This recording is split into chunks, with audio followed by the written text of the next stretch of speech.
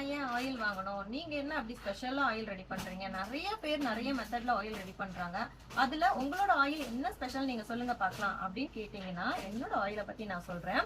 நம்மளோட அன்பு மகள் ஹெர்பல் ஹேர் ஆயில் வந்து 50 இன்கிரிடியன்ட் வந்து ஆட் பண்றோம். இதுல வந்து இலை வகைகள், பூ வகைகள், நாட்டு மருந்து பொருட்கள், இது எல்லாமே ஹேர் ஃபாலை கண்ட்ரோல் பண்ணி ஹேர் க்ரோத்துக்கும் டேண்ட்ரஃப் இல்லாம ஹேர் வந்து நல்லா ஸ்ட்ராங்கா இருக்கிறதுக்கான இன்கிரிடியன்ட் வந்து ஆட் பண்றோம்.